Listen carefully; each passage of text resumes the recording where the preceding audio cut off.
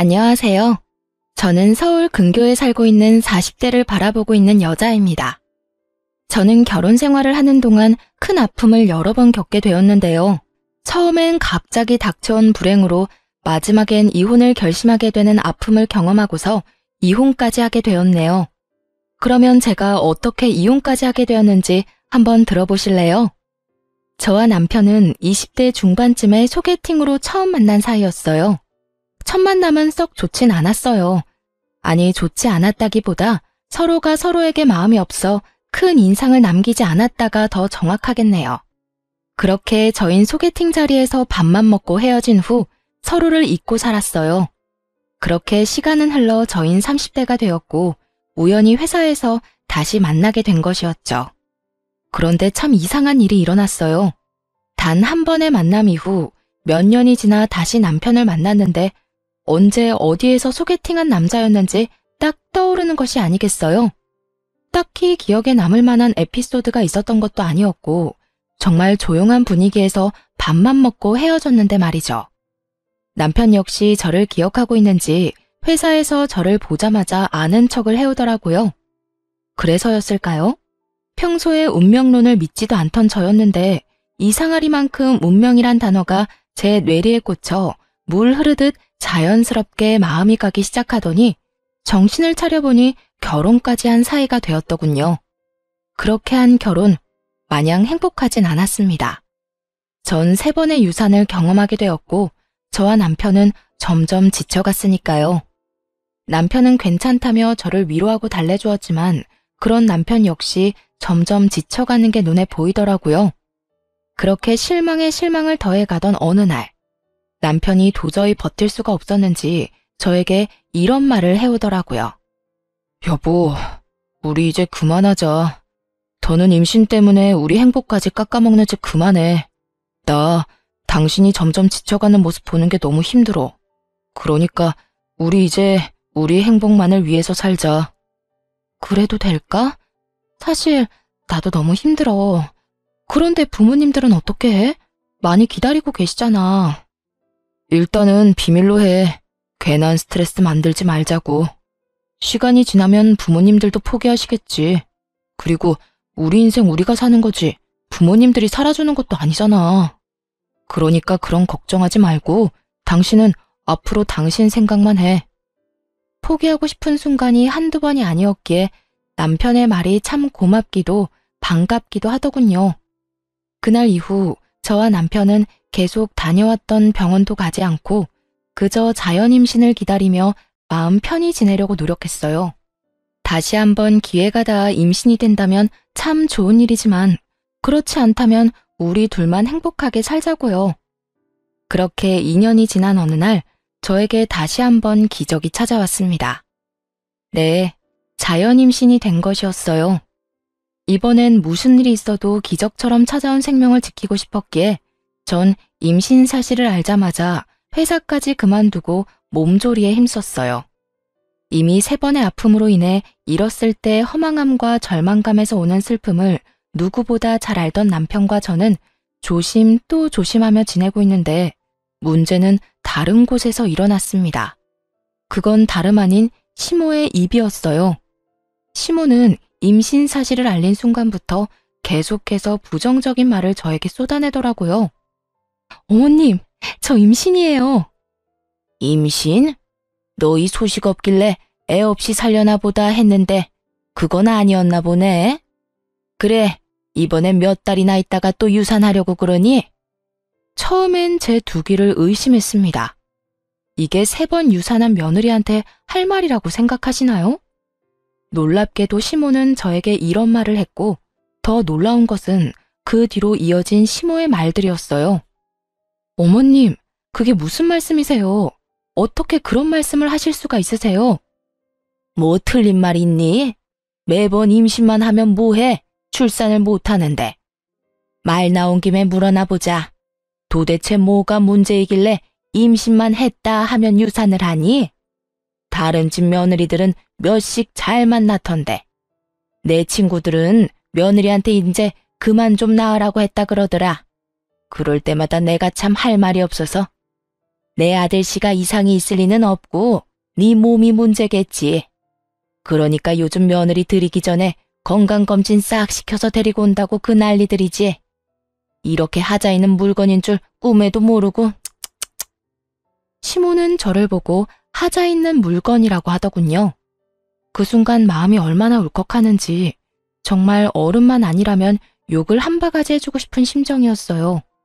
아니, 그냥 어른이었다면 그냥 욕이라도 실컷 했을 텐데 다른 사람도 아닌 남편의 부모님이니 입에 맴도는 욕이 차마 입 밖으로 나오지 못하더라고요. 아무리 그렇다고 해도 하자 있는 인간이라니 그렇게 생각하시는 줄은 꿈에도 몰랐네요. 임신만 했다 하면 유산하는 며느리를 시어미가 어떻게 생각하는 줄 알았니? 이때껏 입 다물고 있으니 그저 널 이뻐하는 줄 알았어? 그냥 이때까진 참은 거야. 이런 시어미가 또 있는 줄 아니? 다른 시어머니들 같으면 너 연달아서 유산했을 때 진작 내쫓았을 거다. 집안 대를 끊어먹으려고 작정한 것도 아니고 아들 귀한 집에 시집와서 번번이 유산을 하니 내가 너 같은 것도 며느리라고 모시고 산다고 아주 화병이 다 나겠구나.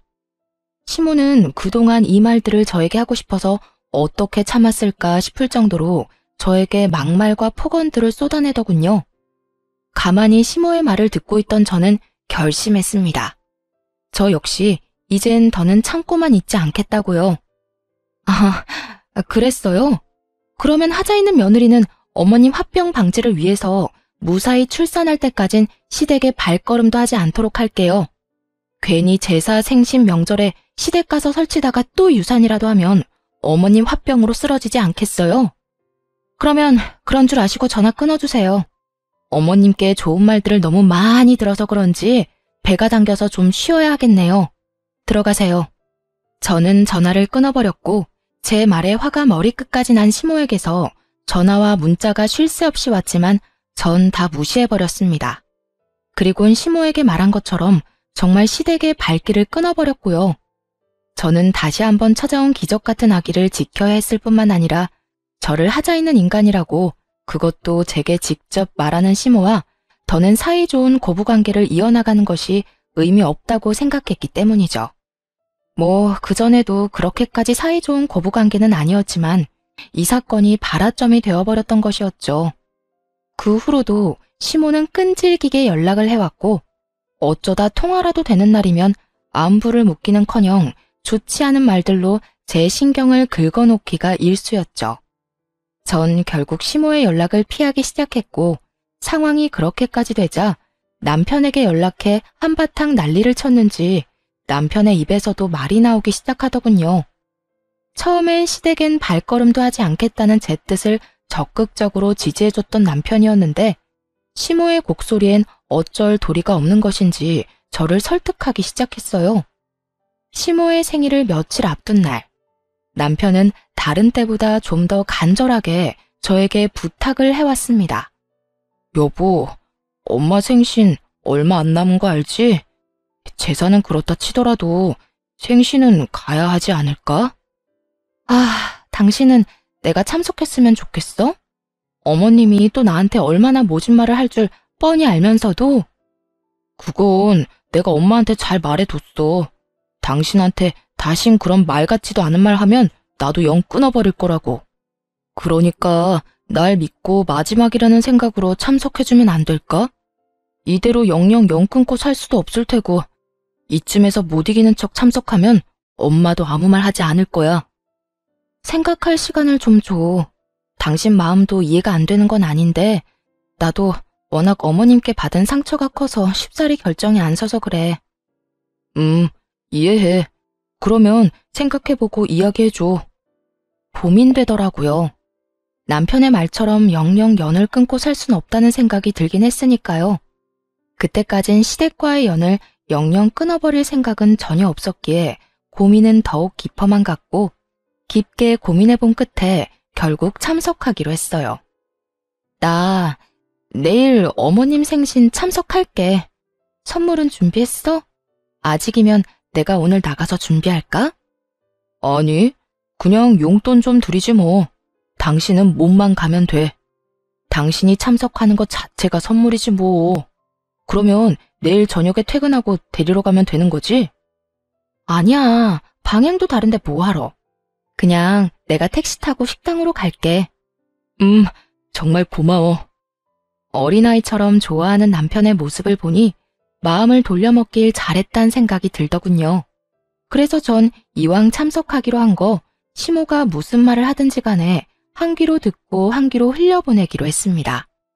남편이 막아주겠다고 했지만 제가 아는 시모는 남편이 막는다고 한들 막힐 사람이 아니었으니까요. 그렇게 다음날 전 저녁 시간에 맞춰 준비를 하고 집을 나섰어요. 어떻게 먹은 마음인데 저는 그날 결국 시모의 생일 자리에 참석하지 못했습니다. 교통사고가 나버렸거든요. 상대방 운전자가 막무가내 끼어들기식의 거친 운전이 원인이 된 교통사고였습니다. 사고는 꽤 크게 났고 천만다행으로 몸은 다치지 않았지만 많이 놀란 탓인지 배가 뭉치며 아파져 왔고 저는 급하게 병원으로 이송되었어요. 저는 바로 남편에게 전화를 걸었고 남편은 금방 오겠다고 하더군요. 여보, 나 가는 길에 교통사고가 났어.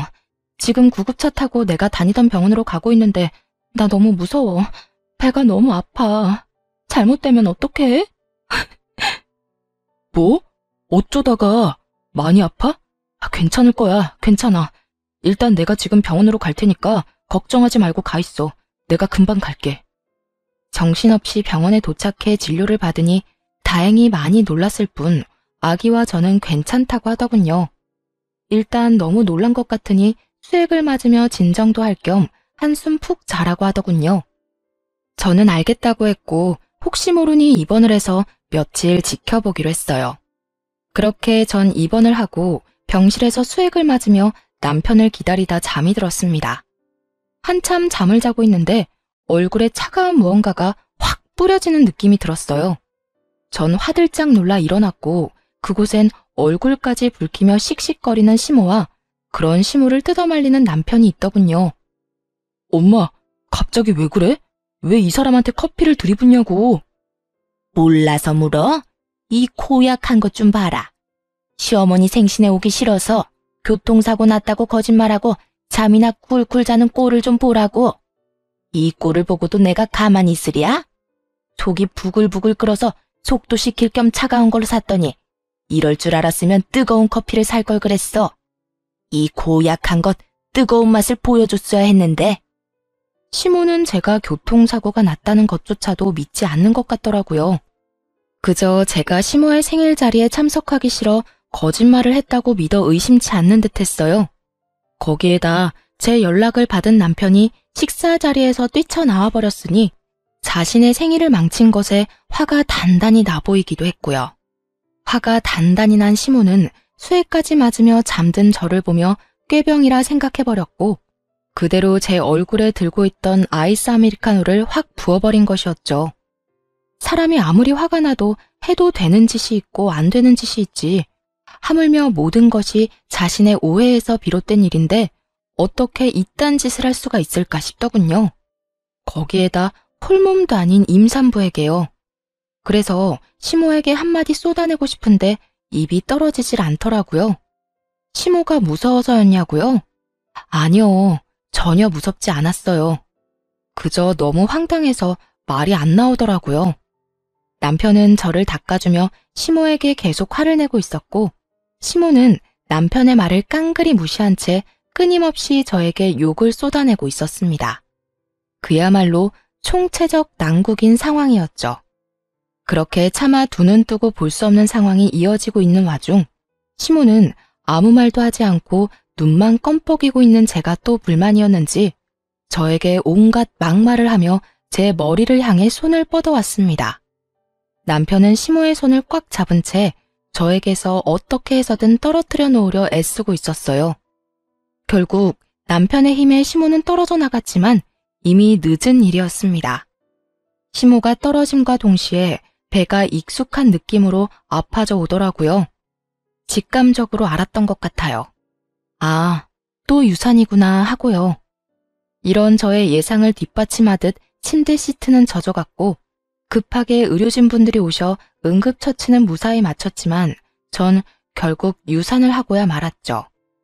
아기의 힘찬 태동을 느끼며 행복함에 울었던 것이 엊그제 같은데 아기가 저를 떠났다는 사실을 받아들일 수 없어 한동안 참 많이 힘들었습니다.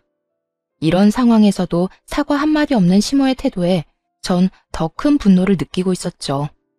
남편은 그런 시모를 대신해 저에게 사과도 하고 어떻게 해서든 제 마음을 달래주려 노력했지만 그 어떤 말도 제 귀엔 들리지 않더라고요. 그렇다고 해서 남편에게 막대한다거나 막말을 하진 않았어요. 엄연히 따진다면 이 모든 일은 남편의 잘못이 아니라 시모의 잘못이기에 저의 슬픔과 분노를 M1 사람에게 풀고 싶지 않았기 때문이었죠. 이런 저도 남편에게 요구한 것은 있었습니다. 여보, 나 어머님 용서 못해. 어떻게 지켜낸 아기인데 어머님 때문에 하늘나라 보낸 거 나 살면서 두고두고 원망할 거야. 심지어 어머님 오해에서 비롯된 일들이니 난 더욱 어머님을 용서할 수 없어.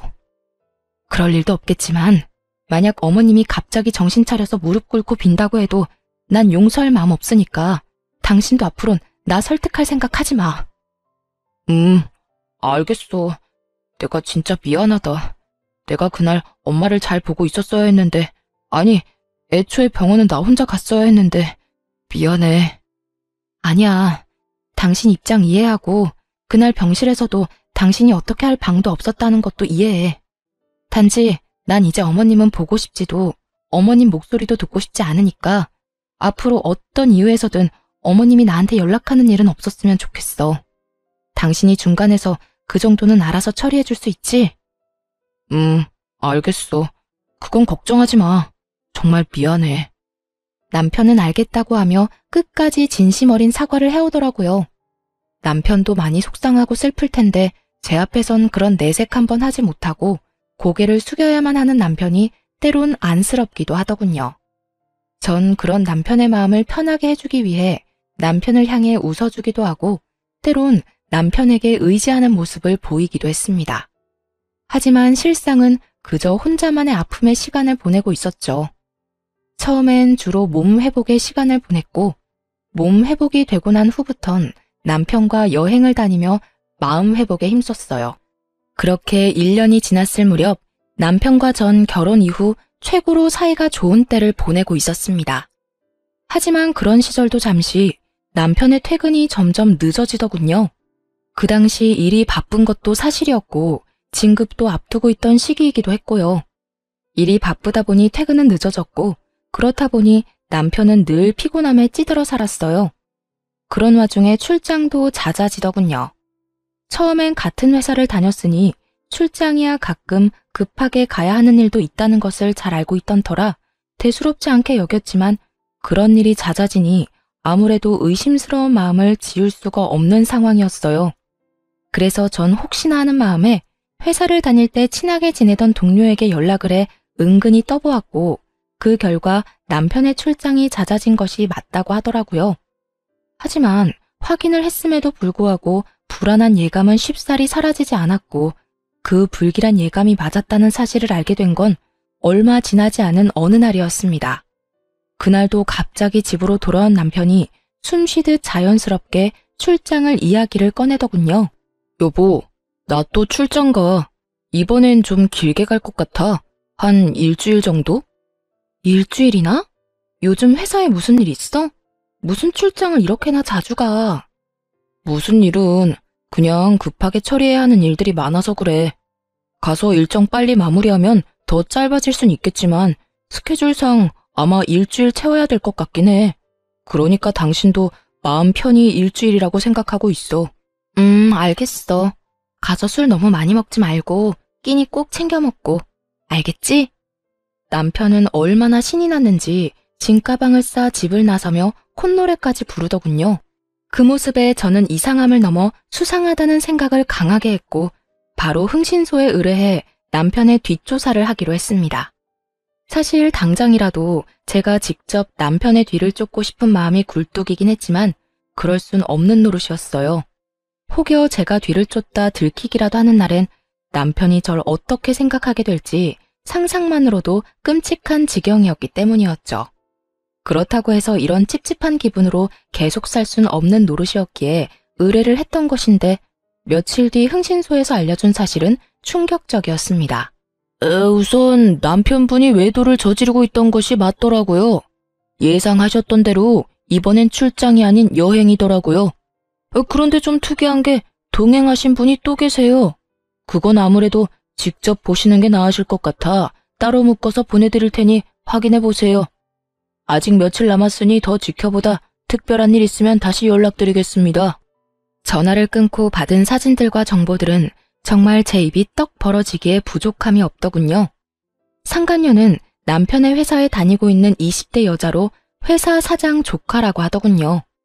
남편의 출장길엔 늘 동행했던 것으로 예상이 되는데 이상한 점은 출장을 함께 가면 상간녀도 거래처 사람들을 만난다거나 다른 일을 한다거나 해야 하는데 오로지 남편만 일을 하고 그 시간 동안 상간녀는 늘 쉬고 있는 것이 이상했다고 하더라고요. 그래서 알아보니 남편이 출장을 갈 때마다 상간녀는 회사를 쉬고 남편을 따라 출장길을 함께 했던 것이었습니다. 아마 매번 남편과 함께 출장을 갈 방도가 없으니 그렇게 했던 것 같더라고요. 그러고 보니 떠오른 남편의 말이 있었어요. 이번에 우리 부서에 낙하산 들어왔어. 낙하산? 웬 낙하산? 사장 조카라는 여자애 하나가 들어왔는데 아무리 낙하산이라도 그렇지 일을 전혀 못하는 거 있지?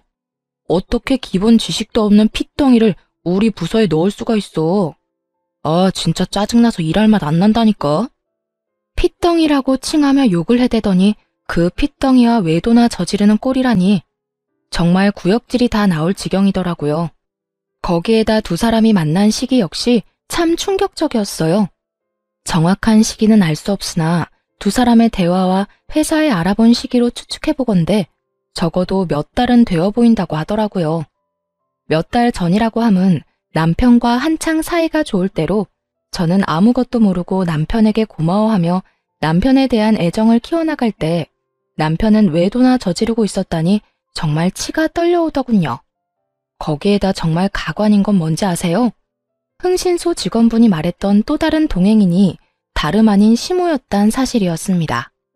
상간녀와 다정히 팔짱을 끼고 있는 시모의 모습을 본 순간 정말 눈이 뒤집히는 게 어떤 느낌인지 알 것 같더라고요. 특히나 이번 출장길이 사실은 출장이 아닌 상간녀와 함께 시모를 모시고 간 여행길이란 걸 안 순간 세 사람이 어떤 추악한 계획을 세우고 있는지 훤히 다 보이더군요. 제가 누구 때문에 아기를 잃고 어떻게 그 힘들고 절망적인 순간들을 이겨냈는데 그런 제 뒤에서 남편과 시모는 이딴 짓거리나 저지르고 다녔다니 이혼을 해도 곱게 이혼을 할 수는 없는 노릇이었습니다. 일단 전 친하게 지내던 예전 회사 동료를 만나 사실을 말해주며 상간녀에 대해서 알아보기로 했습니다. 워낙 친하기도 하고 믿었던 친구라 숨김없이 모든 걸 털어놓게 되었죠. 너 얼굴이 왜 이래? 아직 몸이 안 좋은 거야? 아니, 몸은 완전히 회복됐는데 기가 막힐 일이 생겼어. 회사에 사장님 조카 다니고 있지? 그 여자애랑 내 남편이랑 바람 피우고 있더라. 그래서 오늘 너한테 만나자고 했어. 뭐? 지금 그 말이 사실이야? 어디 할 짓이 없어서 유부남을 건드려.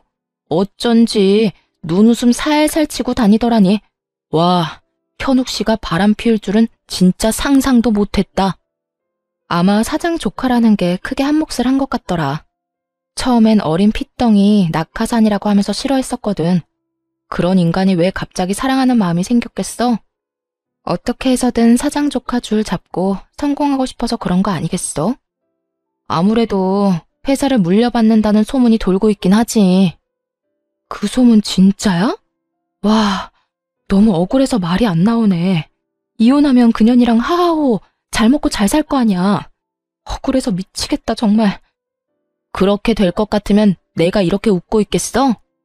걱정하지 말고 넌 이혼 준비나 제대로 해. 내가 다 도와줄 테니까. 이렇듯 친구는 저에게 필요한 사실과 정보들을 다 알려주었고 마지막까지 저를 돕겠다고 해주었습니다. 그렇게 전 이혼 준비에 박차를 가했고 기다리던 남편의 여행이 끝나는 날 시모에게서 연락이 오더라고요. 기니 할 이야기 있으니 당장 시댁으로 오라는 말이었죠.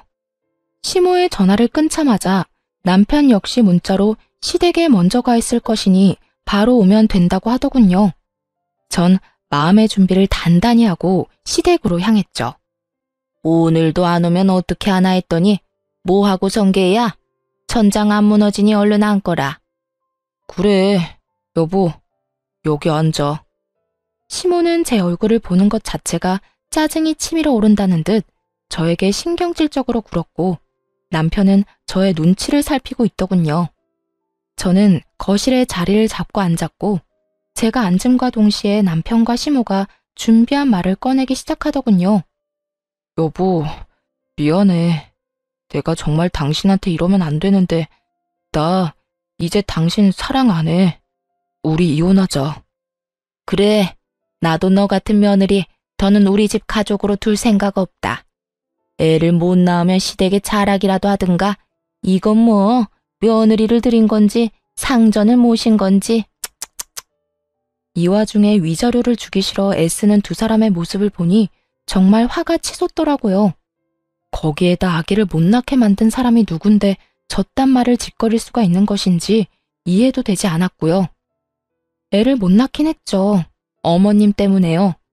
어머님이 그날 저한테 욕하면서 머리채만 잡지 않았더라도 지금쯤 우리 아기 걸음마 떼고 엄마 하면서 제 품에 안겨 있을 거예요. 이게 다 누구 때문인데 감히 그딴 말씀을 하세요? 아니, 얘가 생사람 잡네. 그게 어떻게 나 때문이니? 말은 똑바로 하려무나. 그렇게 떨어질 애였으면 어떻게 해서든 떨어졌을 게다. 네가 몸 관리 잘못해서 떨어져 버린 애를 왜 탓으로 돌리고 있는 게야? 그렇지 않아도 교통사고 나서 놀란 상태에서 다른 사람도 아니고 시어머니란 사람이 무식하게 잡아대는데 애가 어떻게 무사하겠어요? 어머님은 상식이란 게 없어요? 아님 양심이 없는 건가? 내 이년 말하는 꼴 좀 봐라. 하나만 봐도 열을 한다고. 네가 이때껏 날 어떻게 생각했다는 줄 알겠구나. 그러니 이날 이때껏 나한테 그딴 식으로 굴었겠지. 다 됐고 이혼하거라. 당장 여기에 도장 찍어. 시모의 이혼 강요는 점점 심해졌고 남편 놈은 그냥 구경꾼 마냥 보고만 있더라고요. 전 그런 두 사람에게 그간 모아뒀던 사진들을 던져주며 이렇게 말했습니다. 이혼? 그렇지 않아도 하려고 했어. 그런데 당신이 원하는 대로 깔끔한 이혼은 힘들 것 같은데 어쩌지? 보다시피 내가 알고 있는 게 너무나도 많아서 말이야. 외도 사실을 들켜버린 두 사람은 수상한 눈빛을 주고받더니 무언가 결심했다는 듯 고개를 끄덕이더라고요. 그리곤 이내 남편이 저를 바라보며 이렇게 말했어요. 몰랐으면 좋았겠지만 알았다니 다 말할게. 나 다른 여자 생겼어. 만난 지 얼마 안 됐긴 했지만 나 그 여자 사랑해. 감히 제 앞에서 사랑이라고 하더라고요. 어쩌면 저렇게 뻔뻔할 수가 있는 것인지 화가 다시 한번 치밀어 올랐어요. 사랑? 내가 웃겨서 이런 상황에까지 사랑 타령이 하고 싶니? 솔직히 말해, 이 여자를 사랑하는 게 아니라 이 여자 조건을 사랑하는 거라고 말이야. 내가 당신 바람난 것도 다 아는데 이 여자 뒷조사는 안 해봤을 것 같아? 이 여자 당신이랑 나랑 다니던 그 회사 사장 조카라며? 왜? 회사 자기가 물려받기라도 한대? 그래서 당신 앞날 보장이라도 해주겠대? 정곡을 찔렸는지 남편은 잠시 멈칫한다 싶더니 이내 하소연을 하며 어쩔 수 없는 결정이었다는 듯 교묘하게 제 탓으로 돌리기 시작했어요. 그걸 어떻게... 그래, 나 성공하고 싶어. 당신이랑 헤어지고 가기만 하면 내 인생 성공하는 지름길이 보이는데 당연히 가야 하지 않겠어? 막말로 우리한테 애가 있는 것도 아니잖아. 그리고 나 당신이랑 엄마 사이에서 많이 힘들었어. 당신은 당신대로 난리고 엄마는 엄마대로 나한테 섭섭하다고 난리고. 야, 이 와중에 불쌍한 척하는 것도 모자라 내 탓까지 하는 거야? 당신도 참 어떤 면에선 대단하다.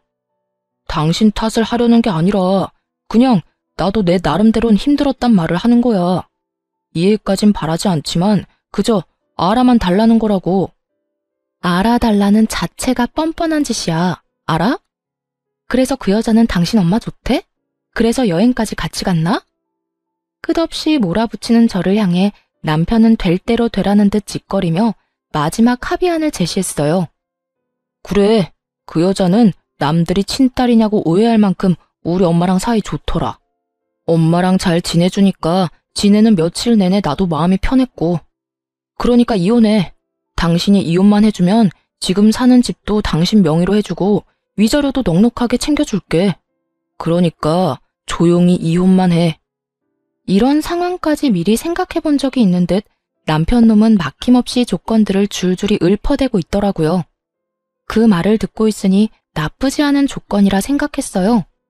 재산 분할을 해봤자 이 정도는 받지 못할 것이고 진정한 복수는 따로 남아 있었으니까요. 이혼, 좋지. 그래, 하자 이혼. 나도 너 같은 거 데리고 살 생각도 없고 당신 엄마도 지긋지긋해. 집, 명의, 위자료, 약속 꼭 지켜. 앞으로 얼마나 행복하게 잘 사는지 내가 지켜볼 테니까. 그까짓 집이랑 푼돈 절대 안 떼먹을 테니까 서류 준비나 제대로 해놔. 바로 다 넘겨주고 이혼 도장 찍을 수 있게 말이야. 남편은 한시라도 빨리 이혼하고 싶다는 듯 저에게 당부 또 당부했고 시모 역시 당장이라도 동네 잔치라도 열 듯 기뻐하며 한마디 보태더라고요. 그래, 빠르면 빠를수록 좋으니 얼른 서둘러라 아들. 드디어 이혼하는구나. 이제 우리 아들 잘 될 일만 남았어. 전현이 네 앞길을 막고 있어 내가 늘 걱정이었는데 이젠 두 발 뻗고 자겠어. 시모는 귀가 찢어지게 앙칼진 목소리를 내며 웃었고 저 역시 그런 시모를 보며 웃음이 새어나왔지만 참고 또 참았습니다. 아직은 제가 웃을 때가 아니었으니까요. 다음 날부터 저와 남편은 이혼 절차를 밟기 시작했고 남편은 약속한 대로 집을 비롯해 그간 모았던 돈을 거의 다 저에게 위자료로 주었습니다. 그렇게 이혼을 한 후 저는 곧바로 상간녀 소송을 진행했고 상간녀에게도 위자료를 받고 끝낼 수 있었죠. 모든 일을 끝낸 후 이제 저에게 남은 것은 그저 기다리는 것뿐이었어요. 그리고 앞으로 일어날 일들을 그저 지켜만 보면 되는 상황이었죠. 얼마 지나지 않자 드디어 친구에게 연락이 왔고 전 가벼운 발걸음으로 전 남편의 회사로 갔습니다. 회사에 도착하니 난리통도 그런 난리통이 또 없더라고요. 상간녀는 친구에게 마구잡이로 화를 내고 있었고 남편은 망연자실한 얼굴로 두 사람을 보고 있었어요. 언니가 어떻게 나한테 이럴 수가 있어? 다른 사람도 아닌 언니가. 우리 가족이잖아. 친자매는 아니더라도 우리 가족이잖아. 그런 언니가 어떻게 이럴 수가 있냐고. 난 너 같은 동생 둔 적 없어. 아니, 네가 우리 아빠 회사 들먹이면서 유부남이랑 놀아나는 순간부터 넌 내 동생 아니었어. 그러니까 회사에서 난동 그만 부리고 짐이나 싸. 짐 쌀 정신 없으면 그냥 가도 되고. 대충 보니까 일을 하는 동 마는 동해서 그런지 중요한 짐도 없어 보이더라. 마지막 정으로 내가 다 쓰레기통에 버려줄 테니까 정 챙길 기분 아니면 그냥 가도 돼. 언니! 나 네 언니 아니라고 몇 번 말해. 얼른 꺼지지 못해? 제가 기다리던 진정한 복수는 이것이었습니다. 사실 저에게 도움을 주던 친구는 사장의 친딸이었던 것이었죠. 친구는 회사를 물려받을 생각이 전혀 없었던 터라 일단 회사에 입사해 적당히 일을 배우고 훗날 자신의 사업체를 차리는 것이 꿈이었다고 하더군요. 그래서 상간녀는 회사 내에 친딸을 제외한 사장님의 핏줄은 자신뿐이니 무조건 자신이 회사를 물려받을 것이라 확신했고요. 내부 분위기 역시 물려주는 분위기로 기울어진 상태였다고 하더군요. 하지만 저에게 모든 이야기를 들은 친구는 사실은 자신이 사장님 딸이라는 사실을 저에게만 밝히며 복수를 돕겠다고 호언장담한 것이었죠. 그 후 친구는 자신의 아빠이자 회사 사장님에게 모든 사실을 알려버림과 동시에 회사를 물려받겠다고 선언해버렸고 전 남편과 상간녀는 졸지에 낙동강 오리알이 되어버렸던 것이었죠. 언니, 어떻게 나한테 이렇게 매정하게 굴어? 나 여기서 쫓겨나면 집에서도 쫓겨나는 거 잘 알잖아. 그러지 말고 제발 나한테 회사 안 물려줘도 되니까 우리 집에는 비밀로 해줘. 회사도 그냥 다니게 해주고, 응? 이렇게 빌게. 상간녀는 울고불고 하며 손이 발이 되도록 빌기 시작했고, 친구는 그런 상간녀를 냉정하게 내려다보며 이렇게 말하더군요. 이게 빈다고 끝날 문제야? 그리고 나한테 빌긴 왜 빌어? 네가 정말로 잘못한 사람은 따로 있는데, 네가 정말 그 남자를 사랑했든 말든 내 알 바 아니고 관심도 없는데, 인생 그렇게 살지 마. 너 그렇게 남 눈에 눈물 나게 하면 네 눈엔 피눈물 나는 법이야. 알겠어, 알겠다고. 내가 정말 잘못된 행동한 거 지금 죽어라고 후회하고 있다고. 그러니까 언니가 좀 해결해줘. 언니가 그 정도는 해줄 수 있잖아. 내가 왜? 난 그럴 생각 전혀 없으니까 네가 싼 똥 네가 치워. 알겠어? 상간녀는 그 자리에 주저앉아 울었고 전 남편은 그제야 다 끝났다는 것을 체감했는지 주변 눈치를 살피며 자리에서 일어나더군요. 그 순간 그만 저와 눈이 마주쳐버렸고 집도 저에게 주고 큰 금액의 위자료까지 주느라 거지가 되어버린 전 남편은 순간 제가 동아줄로 보였는지 불이 나게 제 앞으로 달려오더군요. 그리곤 깃털보다도 가벼운 무릎을 꿇고 저에게 빌기 시작했어요. 여보, 내가 잘못했어. 당신도 다 봤지. 전현이 날 속였어. 전현이 날 꼬시지만 않았더라도 내가 그딴 정신 나간 짓은 하지 않았을 거야. 넌 지금 그걸 변명이라고 하니? 네가 그렇게 말하면 아, 그랬구나 하고 내가 다 용서할 줄 알았어? 그게 아니라 난 그냥 내 상황이 그렇다고 알려주고 싶어서 그랬어. 당신도 알다시피 나 당신한테 위자료 준다고 돈도 없고 회사에도 외도남으로 낙인 찍혀서 곧 그만둬야 할 상황이야. 내가 이런 꼴이 됐는데 당신 마음 아프지 않아? 당신 그래도 날 사랑했었잖아. 그러니까 그간의 정을 생각해서 나 좀 용서해주고 나 좀 받아주면 안 될까? 다른 여자를 사랑해서 이혼하자던 전 남편은 이제 저에게 사랑 타령과 더불어 그간의 정을 호소하며 용서를 구하더라고요. 진심이라곤 티끌만큼도 들어가지 않은 용서를 말이죠. 내가 받아줄 것 같아? 용서가 될 것 같냐고. 당신, 나 마지막으로 유산하고 나랑 여행 다니고 하면서 몰래 저 여자랑 연락하고 다녔지? 난 그때 하루하루가 지옥 같았다가 행복했다가 그런 감정을 가지는 내 자신이 죄스러웠는데 넌 행복했니? 젊은 여자애가 심지어 회사까지 물려받게 될 여자애가 유부남인 너 쫓아다니니까 행복했어? 네 새끼를 네 엄마 손에 잃은 나는 하루에도 몇 번씩 대성통곡을 하는데 넌 행복했냐고. 절규에 가까운 제 말을 들은 전 남편은 마지막 눈물까지 짜내며 저에게 매달리더군요. 내가 정말로 면목이 없는 상황인 거 다 알아. 내가 죽일 놈인 거 다 안다고. 당신한테 내가 죄인인 것도 잘 알고 그러니까 내가 앞으로 잘한다잖아. 당신이 용서해주고 나 받아주기만 하면 내가 앞으로 살면서 다 갚을게. 당신한테 상처 주고 당신이 울었던 만큼 내가 다 갚으면서 살게. 제발 내가 그렇게 할 수 있게 기회를 줘. 내가 미쳤니? 너한테 그런 기회를 주게? 난 절대로 당신 뜻대로 해줄 생각 없으니까 그런 말도 안 되는 꿈은 꾸지도 마. 끝까지 매달리던 전 남편은 갑자기 태세를 바꿔 미쳐버린 사람처럼 저에게 고함을 지르기 시작하더라고요. 그러면 돈이라도 내놔. 내가 준 위자료라도 다 내놓으라고. 뭐라고? 너 진짜 미쳤니? 그 돈 네 말대로 위자료야. 내 정신적 고통에 대한 손해배상금이라고. 그런 돈을 내가 미쳤다고 너한테 돌려주겠어? 재판 갔으면 그 돈의 절반도 못 받을 거 당신도 잘 알고 있잖아. 그래, 내가 많이 양보해서 절반만 되돌려 받을 테니까 그거라도 내놔. 얼른 내놓으라고.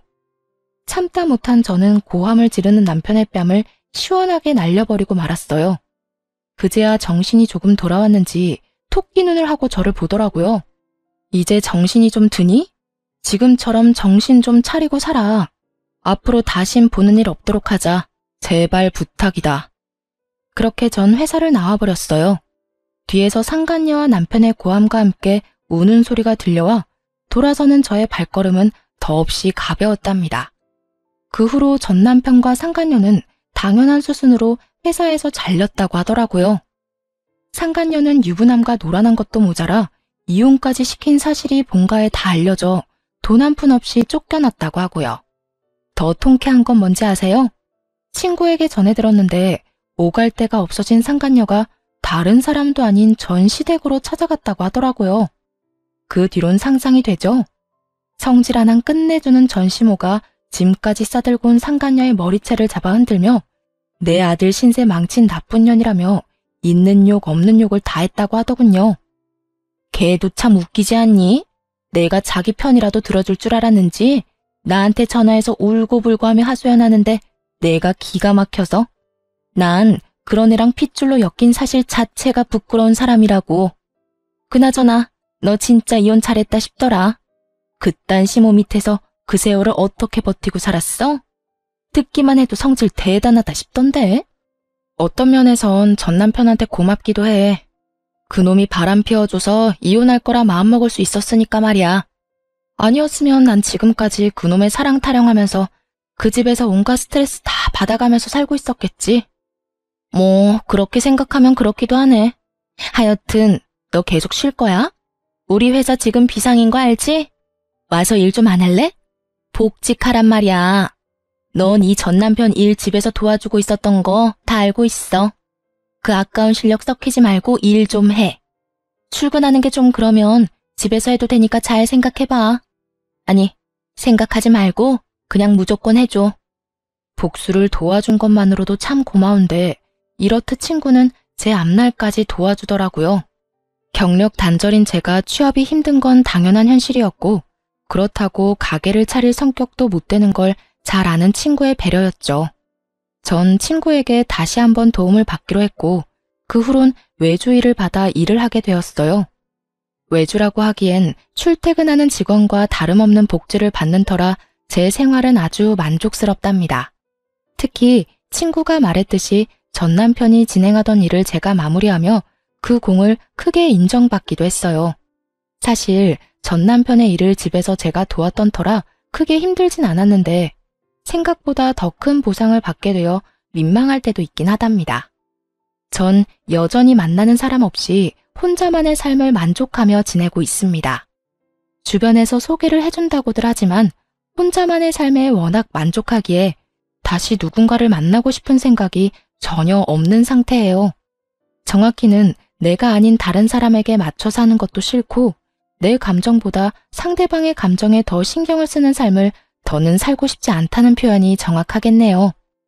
앞으로도 전 가고 싶은 곳엔 언제든지 훌쩍 떠나는 여행을 즐기고 하고 싶은 일은 마음껏 하며 만나고 싶은 사람은 눈치를 보지 않고 만나는 인생을 즐겨보려고 합니다. 이로써 제 사연은 끝이 났네요. 어떠셨나요? 다들 욕들 좀 하셨나요? 전 사연을 들으며 울기도 많이 울지만 빨리 이혼하지 왜 참고만 있냐고 욕을 할 때도 많거든요. 저 역시 그 상황에 이혼은 하지 못하고 끝까지 남편과 살았던 경험이 있음에도 불구하고요. 사실 마지막 유산을 하고 난 후 이혼을 생각하지 않은 것은 아니었어요. 전 남편은 아무 잘못도 하지 않았다고 하지만 그런 전 남편과 함께 살다 보면 제가 아무리 싫다고 하며 연을 끊고서라도 언젠가는 다시 만나게 될 사람이 전 시모였으니까요. 하지만 그 당시엔 전 남편에게 마음이 남았던 터라 그대로 이혼까지 하게 되면 후회가 남을 것 같더라고요. 결과적으론 더 큰 배신감을 맛보고 이혼을 하긴 했지만 그랬기에 저에겐 미련은 없습니다. 그랬기에 지금 삶이 행복하며 지금껏 느껴왔던 만족감과는 비교도 되지 않을 만큼의 만족하는 삶을 살고 있기도 하고요. 그러니 저와 비슷한 이유로 이혼을 고민하시는 모든 분들이 있으시다면 고민은 길게, 결정은 빠르고 단호하게 내리시길 바라봅니다. 더불어 저에겐 아프고 깊은 상처인 제 사연을 듣고 조금이나마 다른 사람의 결정에 도움이 되길 바라기도 하고요. 그러면 이만 저는 물러가 볼게요. 저의 긴 사연 함께 해주셔서 감사합니다. 다들 행복하세요.